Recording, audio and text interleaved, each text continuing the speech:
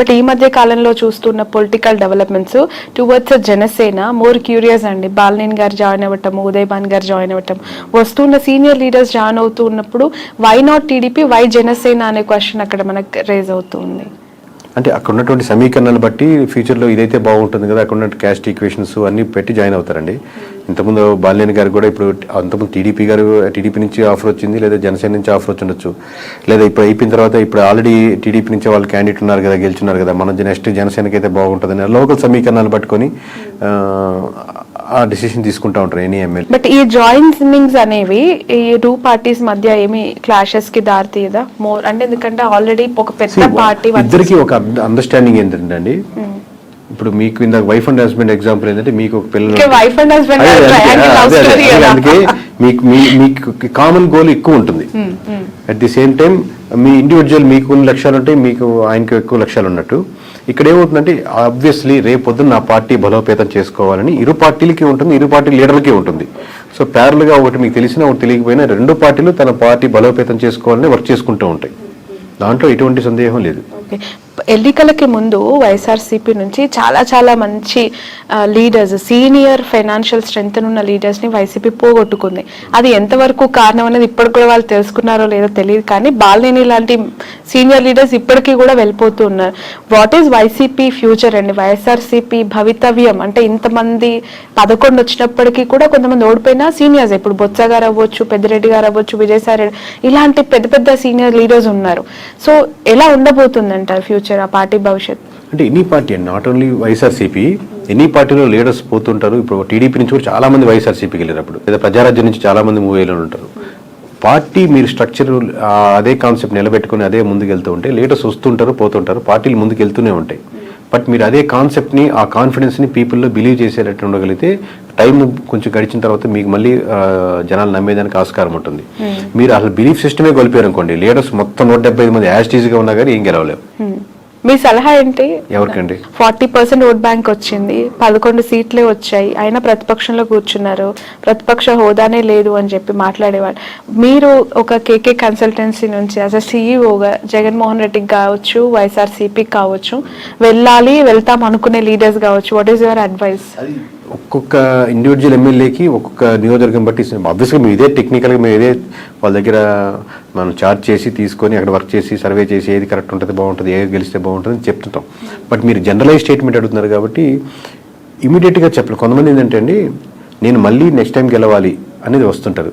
ఈ పార్టీ కాబట్టి ఏ పార్టీ అయినా గెలవాలి, నేను గెలిస్తే చాలు, ఏ పార్టీ అయినా పర్లేదు అది చెప్పండి అంటుంటారు. సో ఓవరాల్గా మీకు ఎక్కడైనా సరే ప్రజలు ఏం కోరుకుంటున్నారో ఆ ప్రజల పర్స్పెక్టివ్లో మీరు వర్క్ చేస్తున్న రెడీగా ఉందా లేదా, ఫ్యూచర్లో నాకు ఇక్కడ అవకాశం ఉంది అనుకుంటే రైట్. జనరలైజ్ స్టేట్మెంట్ చెప్పండి. అంటే జగన్ గారు ఏం చేస్తే ప్రతిపక్షంలో ఇంకా బెటర్ గా వాళ్ళు ఎవరైనా అంటే ఇప్పుడు వీళ్ళు సిట్టింగ్ అన్న అపోజిషన్ ఒకటే, దీంట్లో ఏం పెద్ద ప్రిన్సిపల్లో ఏం తేడా లేదు. దీంట్లో మనం చెప్పేది గ్రౌండ్ రియాలిటీలో ఎటువంటి ఇష్యూస్ ఉన్నాయి, ప్రజలకు ఎక్కడెక్కడ మద్దతు కావాలి, ఏ వర్గాలకి నేను నిలబడాలి, అన్ని వర్గాల్లో నేను నాయకుడిగా నేను నిలబడాలి. నేను కాదు, నేను లీడర్స్ కాదు. లీడర్ ఎప్పుడు ఇంకా గొప్ప లీడర్ అవుతా అంటే మీరు ఎంతోమంది లీడర్స్ని రకరకాల సెక్షన్స్లో తయారు చేసినప్పుడు గొప్ప లీడర్ అవుతారు.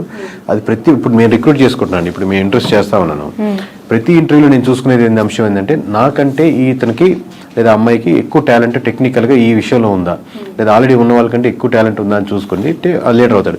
నాకంటే ఎక్కువ టాలెంట్ ఉండకూడదు, నేనే లీడర్ ఉండాలి అనేది కంటే కూడా ప్రతి నియోజకవర్గంలో ప్రతి అంశంలో నాకంటే వాక్చాతుర్యంలో కానీ, మాట్లాడే విషయంలో కానీ, సబ్జెక్ట్ నాలెడ్జ్లో కానీ, మాట్లాడితే కరెక్ట్గా మాట్లాడే పర్సన్స్ కానీ, అంటే అపోజిషన్ కూడా చాలా టెక్నికల్గా మాట్లాడుతున్నాడు, చాలా రైట్ ఇతను, ఓన్లీ అరిచేసి ఏదో తిట్టేసినట్టు కాకుండా అలాగా టెక్నికల్ సబ్జెక్ట్ ఉండే లీడర్స్ని మీరు డెవలప్ చేయగలిగితే ఈ ఉన్న 4-5 సంవత్సరాల్లో మీరు మళ్ళీ గవర్నమెంట్ ఫామ్ చేయడానికో లేదా మీరు ముందుకు రావడానికో తేడా ఉంటుంది. కానీ ఇదే పద్ధతిలో వెళ్తే, ఇదే లైన్లో వెళ్తా ఉంటే మళ్ళీ మీకు కష్టమే. ఓకే. ఈ 2 తెలుగు స్టేట్స్లో ప్రాంతీయ పార్టీలకు ఎంతో కొంత కోర్ ఓట్ బ్యాంక్ని కైవసం చేసుకొని సస్టైన్ చేస్తున్న పార్టీస్ని మనం చూస్తూ ఉన్నాం.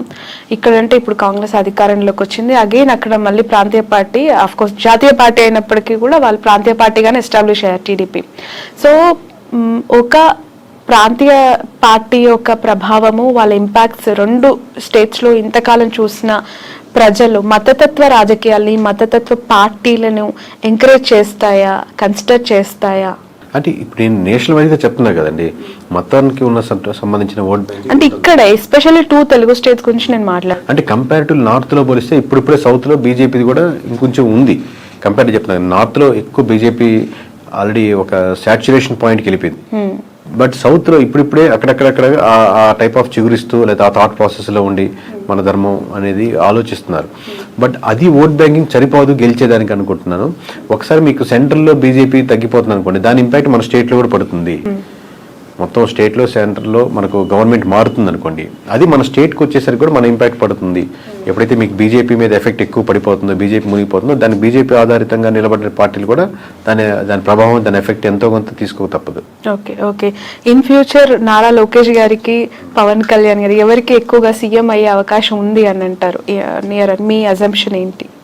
అది చెప్పలేము. ఎందుకంటే అండి హైపోథెటికల్గా ఆబ్వియస్గా చంద్రబాబు నాయుడు గారు ఉన్నంతసేపు ఆయన గవర్నమెంట్ రన్ అవుతూ ఉంటుంది, 5 years ఇబ్బంది లేదు కదా. But going forward obviously TDP బలంగా, టీడీపీ కార్యకర్తలు కానీ ఎట్లాగైనా సరే మా చంద్రబాబు గారు సీఎం ఉండాలి. దాని తర్వాత లోకేష్ గారు వాళ్ళు కోరుకుంటారు. పవన్ కళ్యాణ్ గారు ఫాలో అయ్యేవాళ్ళు ఆబ్వియస్గా పవన్ కళ్యాణ్ గారు సీఎం అవ్వాలి, ఇంకా సీట్లు 21 నుంచి మేము 71, 100 సీట్లు వెళ్ళాలని కోరుకుంటారు. బట్ ఇద్దరు కూటమిగా వెళ్ళాలనుకుంటున్నారా, సెపరేట్గా వెళ్ళాలనుకుంటున్నారా? మీరు ఇందా చెప్పినట్టు టీడీపీ సెపరేట్ అయ్యి బీజేపీ ఆబ్వియస్గా బీజేపీ జనసేన వెళ్ళాలనుకుంటున్నారు. దీనివల్ల ఇట్లా సెపరేట్ అయితే మళ్ళీ వైఎస్ఆర్సీపీకి ఫెచ్ అవుద్దా? ఎన్ ఫ్యాక్టర్ వేస్లో ఉన్నాయి కాబట్టి ఎవరి కార్యకర్తలు ఎవరు లీడర్ అవ్వాలనుకుంటారు. మాది ఏంటంటే ప్రజలు ఇప్పుడు ప్రస్తుతానికి ఏమనుకుంటున్నారు, ఎలా చేస్తే ప్రజలకు బాగుంటుంది. ఇంకా ఆబ్వియస్గా ఏపీ మన సొంత స్టేట్ కాబట్టి ఈ డెవలప్మెంట్లో మనం కూడా ఎందుకైనా భాగస్వామ్యం అయితే ఇది బాగుంటే బాగుంటుంది అని మనకు ఒక స్వార్థం కూడా ఉంటుంది మంది కాబట్టి. ప్రజలు ఏమనుకుంటున్నారు అనేది మీరు చెప్తానంటున్నారు. పిఠాపురం ప్రజలు ప్రస్తుతం ఏమనుకుంటున్నారు? పవన్ కళ్యాణ్ గారు ఎమ్మెల్యే అయ్యారు, డిప్యూటీ సీఎం అయ్యారు, ఒకసారి ఛాన్స్ ఇమ్మన్నారు, గెలిపిమ్మన్నారు, అవకాశం ఇచ్చేశారు. అన్ని ఆయనకు కావాల్సిన 21కి 21 కైవసం చేసేసారు. So towards Pawan Kalyan, what is AP peoples హై అయితే ఫస్ట్ ఆఫ్ ఆల్ ఉంటుందండి. ఆబ్వియస్గా అందరు పవన్ కళ్యాణ్ ఓట్లు వేసిన వాళ్ళు ఎవరైతే ఉన్నారో వాళ్ళకి ఆబ్వియస్గా మనం వేసిన పార్టీ గెలిచింది కాబట్టి ఒక హై ఉంటుంది. బట్ ఆ హై అలాగే కంటిన్యూ అవ్వాలంటే ఆ లోకల్ ఇష్యూస్ ఏదైతే ఉన్నాయో అడ్రస్ చేస్తూ మిగతా రోజుల్లో అది కాలువలు కావచ్చు, రోడ్స్ కావచ్చు, సమస్యలు కావచ్చు, అన్ఎంప్లాయ్మెంట్ కావచ్చు, చిన్న ఫ్యాక్టరీలు కావచ్చు, లోకల్ కుటీర సంస్థలు కావచ్చు, అక్కడికి వెళ్ళే చిన్న హాస్పిటల్స్ కావచ్చు, ఈ ఇష్యూస్ మీద కాన్సన్ట్రేట్ చేస్తే ఆ హైకి తగ్గట్టు రెస్పాన్స్ ఇంకా డెవలప్మెంట్ అవుతూ ఉంటుంది. ఒక పాయింట్ మీద అయితే చెప్పలేరా? అదేనండి, అది కంట్రీ చేయాలి. ఇప్పుడే కదా స్టార్టింగ్, ఇంకా కంట్రీ చేయగలిగితే దాన్ని ఉంటుంది. కానీ ఆ హై మటుకు ఉంటుంది అంటున్నాను. మిగతా నియోజకవర్గాల్లో లేని హై పిఠాపురంలో ఉన్న వాళ్ళకి హై వస్తుంది. ఎందుకంటే మనం వేసి గెలిచాడరా, మనం అంటే మొత్తం రాష్ట్ర వ్యాప్తంగా ఇచ్చారు. ఇప్పుడు మాకు తెలుస్తుంటుంది కాబట్టి లోకల్గా వాళ్ళు గెలుస్తారా, ఓడతారా, మెజారిటీ ఎంత 10,000, 20,000 ఇంత హైతో చూశారు కాబట్టి రిజల్ట్ రాగానే ఆ హై కంటిన్యూ అవుద్ది. బట్ హై కంటిన్యూ అలాగే అవ్వాలి అంటే మీరు ఇష్యూస్ మీదే ఐడెంటిఫై చేసి వర్క్ చేయాలి. ఓకే సార్, మీకు ప్రెషర్ ఎంతవరకు ఉంటుంది ఈ సర్వీస్ అని చేస్తూ ఉన్నప్పుడు? ఎందుకనంటే ఒక ఇంటర్వ్యూ చేస్తే మాలాంటి వాళ్ళ మీదనే బురద జల్లే ప్రజలు, లేదంటే అలాంటి పీపుల్ మనం సొసైటీలో యాజ్ ఆఫ్ చూస్తూ ఉన్నాం. ఇంకా మీరు బియాండ్ దట్ ఒక పార్టీకి మీరు చేస్తూ గెలుస్తుంది, ఓడిపోతుందని మీరు ప్రెషర్ ఉంటుందండి. ప్రెషర్ ఆబ్వియస్లీ చాలా ఉంటుంది. దాంట్లో నేను లేదు అని ఎట్లా ఓవర్కమ్ అవుతారు? అంటే ఒకరు బెదిరించే వాళ్ళు ఉంటారు, లేదా ఇట్లా చెప్పమని వాళ్ళు ఉంటారు, లేకపోతే వాళ్ళు ఇలా పోయాలని ఉంటారు, లేకపోతే బాగా వీరాభిమానులు ఉంటారు, ఏమన్నా చేసేస్తాం నీకోసం బాగుంటారని ఉంటారు. బట్ నేను మోస్ట్లీ నేను పరంగా కానీ నా కంపెనీ నేను ఎవరు ట్రై చేసేది మనం వీటికన్నిటికీ దూరంగా ఉందాం, మన పని మనం చేసుకుంటూ వెళ్దాం అని ట్రై చేస్తున్నాం. కానీ ప్రెజర్ అయితే విపరీతంగానే ఉంటుంది. లిక్కర్ పాలసీ ఇంపాక్ట్ ఎంత ఉందండి? ఆ గవర్నమెంట్ ఓడగొట్టడానికి, ఈ గవర్నమెంట్ గెలిపించడానికి అది మేజర్ ఇంపాక్ట్ అంటారా? 1% ఇప్పుడు అన్ని ఒక్కొక్క పర్సెంట్ యాడ్ చేసుకుంటా ఉన్నాం. అంటే వైఎస్ఆర్సీపీ నుంచి టీడీపీకి వచ్చిన ఓట్ బ్యాంకింగ్లో ఖచ్చితంగా ఒక 1% అయితే ఓట్ బ్యాంకింగ్ లిక్కర్ పర్స్పెక్ట్లో వచ్చిన ఓట్ బ్యాంకింగ్ ఉంటుందండి. ఇప్పుడు కొత్త పాలసీస్ ఇప్పుడే తీసుకున్నారు కాబట్టి అది ఇంప్లిమెంటేషన్ అయ్యి రేపు పొద్దున 1వ తారీఖు నుంచి రిజల్ట్ చూసి దాన్ని ఎలా ఉన్నాయని చెప్పగలుగుతాం. Right. Thank you so much అండి.